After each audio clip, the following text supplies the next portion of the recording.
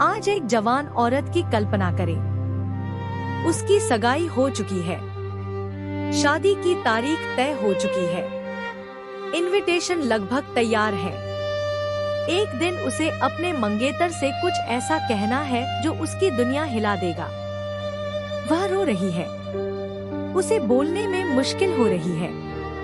वह जो कह रही है वह नामुमकिन लगता है। वह उसे देखता है और सोचता है, यह सच कैसे हो सकता है। वह अब भी उससे प्यार करता है, लेकिन उसके दिल में शक भर जाता है। अब सीन को पॉज करें। हमारे कई समाजों में ऐसी औरत है। उसने विश्वास किया, उसने वादों पर विश्वास किया। जब जिम्मेदारी आई तो वह अकेली थी। उसे सबसे ज्यादा दुख सिर्फ अकेलेपन का नहीं हुआ, बल्कि उसकी शक्लें थी। मंत्र, चुपचाप लिए गए फैसले। अब फिर से पॉज करें और 2000 साल पीछे जाएं। वह जवान औरत मैरी है, वह जवान आदमी जोसेफ है। मैरी सच जानती है। उसने फरिश्ते की आवाज सुनी। वह जानती थी कि बच्चा पवित्र आत्मा की तरफ से था, लेकिन उसे समझ नहीं आ रहा था कि वह यह बात अपने माता पिता या जोसेफ को कैसे समझाए। वह डरी हुई नाज़रेत वापस चली गई। क्या वे मुझ पर यकीन करेंगे? क्या जोसेफ मुझे छोड़ देंगे? जोसेफ एक आम आदमी था जिसके सपने भी आम थे। वह मैरी से शादी करना चाहता था, एक घर बनाना चाहता था और भगवान के साथ शांति से रहना चाहता था। फिर मैरी ने उसे बताया कि वह प्रेग्नेंट है। बच्चा उसका नहीं था, इसका कोई मतलब नहीं था। गॉस्पेल जोसेफ को नेक कहता है।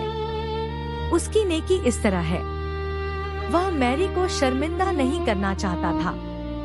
उसने चुपचाप अलग होने का प्लान बनाया। उसे दुख हुआ, लेकिन उसने उसका अच्छा नाम खराब करने से मना कर दिया। उसने बदला लेने के बजाय चुप रहना चुना। जोसेफ वहीं खड़ा रहा।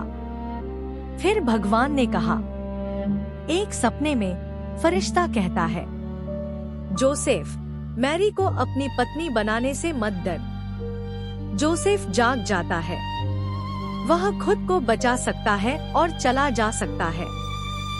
बहुत से लोग ऐसा करते हैं। कुछ लोगों को बाद में इसका बहुत पछतावा होता है, लेकिन जोसेफ वहीं रहता है। वह मैरी को अपने घर ले जाता है। वह बच्चे का नाम जीसस रखता है। वह गलतफहमी को मानता है ताकि वह सुरक्षित रहे। वह कम बोलता है, लेकिन उसके काम भगवान के लिए उसकी हाँ बन जाते हैं। एक ऐसी दुनिया में जिसे जल्दी ही छोड़ दिया जाता है, जोसेफ आगे कहते हैं, यह गॉस्पेल आज सीधे हमसे बात करता है।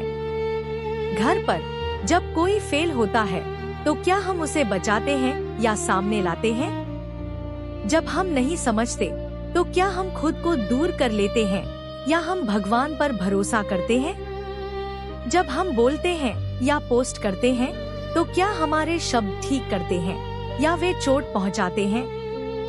Saint John of the Cross ने चेतावनी दी थी कि बहुत से लोग अपनी शांति खो देते हैं क्योंकि वे उन चीजों के बारे में बात करते हैं जिनमें उनकी दिलचस्पी नहीं होती।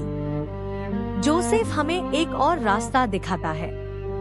वह अपना दर्द भगवान के पास रखता है। वह चुप रहकर दूसरों की रक्षा करता है। एडवेंट हमें इमैनुएल के लिए तैयार करता है। भगवान हमारे साथ है।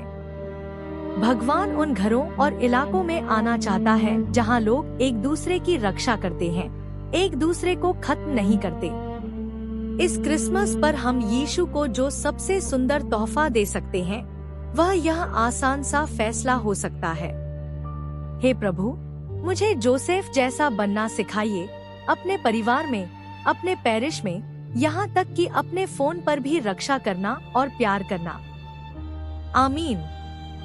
If this reflection helped you, share it and stay with us for the next echo of His Word.